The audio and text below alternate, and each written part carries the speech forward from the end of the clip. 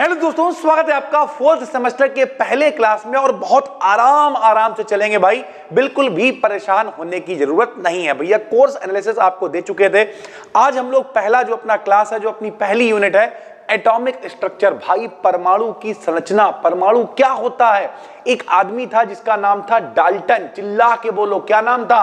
Dalton, John Dalton. तुम मेरी जान हो, हम तुम्हारे डाल्टन है। क्या नाम था? John Dalton. उन्होंने कहा दुनिया में जितनी भी चीजें होती हैं सब छोटे छोटे कणों से, छोटे छोटे पार्टिकल से मिलकर बनी होती हैं, जिन्हें परमाणु कहते हैं। इतना कहने के बाद वो निपट गए। बाद में कई लोग आए, टॉमसन आए, रदरफोर्ड आए, नील बोर आए, सोमरफेल्ड आए, इन सब ने, श्रोडिंगर आए, इन सब ने परमाणु के बारे में बहुत कुछ बताया।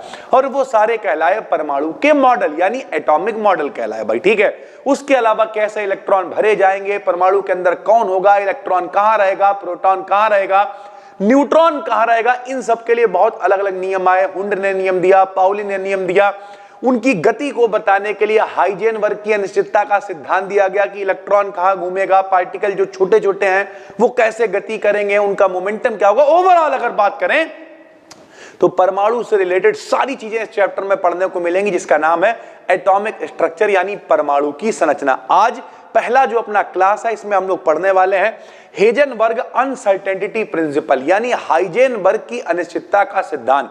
आपका सुना होगा, 11th में आपने पढ़ा होगा। एक बार फिर से आपको पढ़ा देते हैं भैया, क्या होता है हाइजेनबर्ग की अनिश्चितता का सिद्धांत, समझाते हैं। देखो भैया, हाइजेनबर्ग तो नाम है, अनिश्चितता का मतलब जो निश्चित ना हो। क्या मतलब? जैसे मान लिया ये पंखा चला दें, जब ये पंखा चलेगा बहुत तेज पंखा चल रहा होगा, तो उसका वेग तो हम निकाल सकते हैं। वेग मतलब वेलोसिटी तो निकाल सकते हैं, लेकिन फिर हम उसकी पोजीशन नहीं निकाल पाएंगे। पोजीशन का मतलब कौन सा पर कहां पे है, ये हम नहीं पता कर पाएंगे। लेकिन इस समय ये पंखे बंद है भैया, तो पोजीशन तो पता चल रही है, ये इधर है, वो उधर है, ये इधर है, लेकिन वेग इसका जीरो। वेग इस समय नहीं कैलकुलेट कर पाएंगे हम। क्यों? क्योंकि वेग है ही नहीं इसमें। ओवरऑल बात करें तो इन्होंने कहा अगर कोई बहुत, ये तो बहुत बड़ी बात हो गई, पंखा एक उदाहरण है, उसका इससे कोई लेना देना नहीं है। लेकिन इन्होंने कहा जो बहुत छोटे छोटे पार्टिकल्स होते हैं, जब वो अंधाधुंध गति करते हैं, जब वो अंधाधुंध मोमेंटम प्रोड्यूस करते हैं। मोमेंटम समझते हो भैया क्या होता है? मोमेंटम मतलब संवेग होता है मेरे भाई। संवेग बराबर क्या होता है? द्रव्यमान गुणे वेग। भैया संवेग को काहे लिखते हैं? P से, द्रव्यमान को M से, वेग को काहे से लिखते हैं? V से।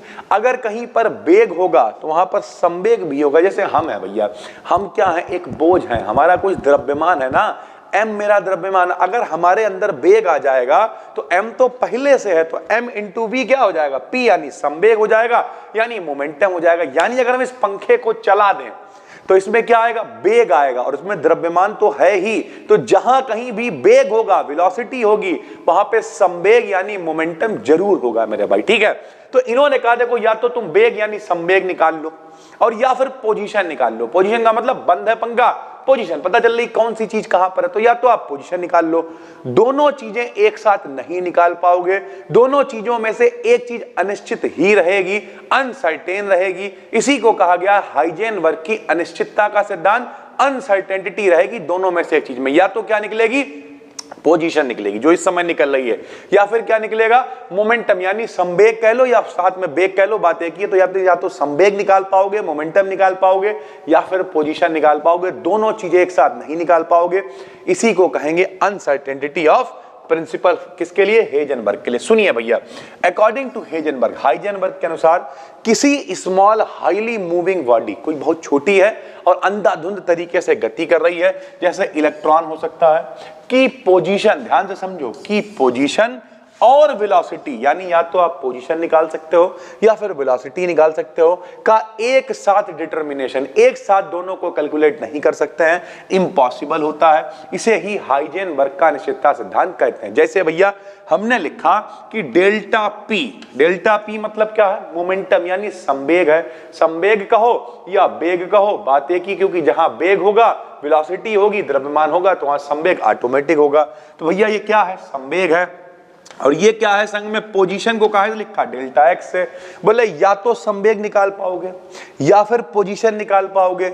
दोनों एक साथ निकाल नहीं पाओगे तो दोनों की गुणा भी नहीं पता कितनी आएगी, क्योंकि जब दोनों एक संग पता ही नहीं है तो दोनों की गुणा या तो बड़ी आएगी जिधर दो चोंचें होती हैं वो बड़ा होता है। तो दोनों की गुणा या तो बड़ी आएगी या बराबर आएगी किसके, h/4 के। समझो, या तो बड़ी आएगी या बराबर आएगी h/4 की। अनसर्टेनिटी पता नहीं कि दोनों की गुणा इससे बड़ी भी हो सकती है, बराबर भी हो सकती है, अनसर्टेन है।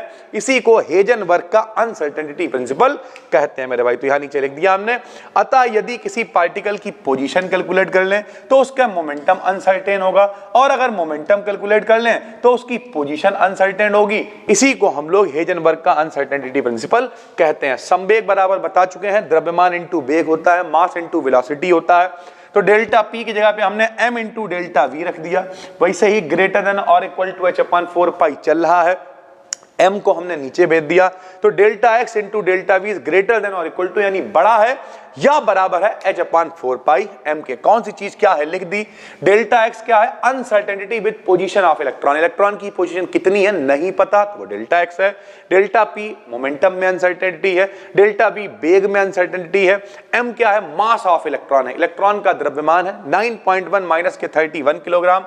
H प्लांक नियतांक कहलाता है, जिसका मान होता है 6.6 गुणा 10 की घात माइनस के 34। बिल्कुल आसान है भैया, कुछ भी बहुत कठिन नहीं है, आराम से आप याद कर सकते हो। मोटा मोटा समझें, पोजीशन निकाल पाओगे तो मोमेंटम नहीं निकाल पाओगे, मोमेंटम निकाल पाओगे तो पोजीशन नहीं निकाल पाओगे। दोनों में से एक चीज अनसर्टेन रहेगी, इसी को हम लोग अनसर्टेनिटी ऑफ प्रिंसिपल कहेंगे भाई। ठीक है, कुछ विकल्प इससे रिलेटेड इस बार ये नया कॉन्सेप्ट लाए हैं, चाहे आपका पेपर ऑब्जेक्टिव है डिस्क्रिप्टिव है, इस बात की गारंटी है पेपर आप 75 में 75 का करके आओगे।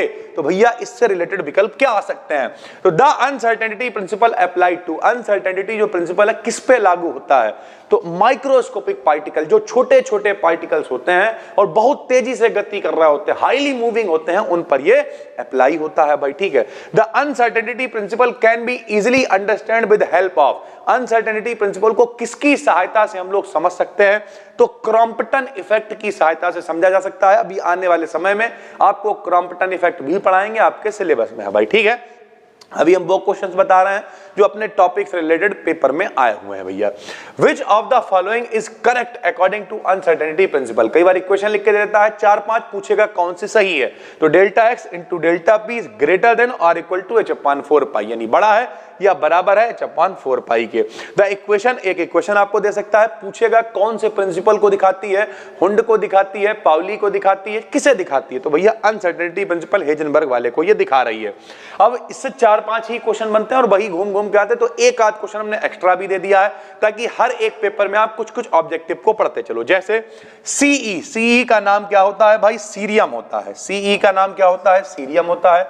नंबर इसका 58 यानी 58 होता है। ये किस ब्लॉक में है, सभी को पता है 4 ब्लॉक होते हैं, S block, P block, D block और एफ ब्लॉक। ये सब आपके कोर्स में है और बहुत डिटेल में हम आपको पढ़ाएंगे। तो भैया फिलहाल जो सीरियम 58 नंबर है, ये भैया एफ ब्लॉक में आता है। 14-14 तत्व होते हैं। एफ ब्लॉक में 2 सीरीज होती हैं, एक 4F होती है, एक 5F होती है। इसे लेंथेनाइट सीरीज कहते हैं, इसे एक्टिनाइट सीरीज कहते हैं। 58 वाला किस में आ जाएगा, 4F में, यानी सीरियम 4F में आता है भाई। ठीक है, इलेक्ट्रॉन क्या है, तो इलेक्ट्रॉन को ही बीटा पार्टिकल कहते हैं, क्योंकि इलेक्ट्रॉन के ऊपर क्या होता है, एक माइनस होता है भैया। ठीक है, उसके बाद 37 इज द एलिमेंट, जो 37 नंबर का भैया तत्व है वो क्या कहलाएगा, तो 37 नंबर कौन होता है भाई, रुबिडियम होता है। सभी को पता है कौन कौन आएगा भाई, हाइड्रोजन, बल्कि यहां से आ जाओ, hydrogen, lithium, sodium, potassium, rubidium, caesium, francium, ये जितने भी होते हैं सब एस ब्लॉक के होते हैं और बहुत ज्यादा रिएक्टिव होते हैं। तो यहां पे लिख दिया हमने हाईली रिएक्टिव मेटल,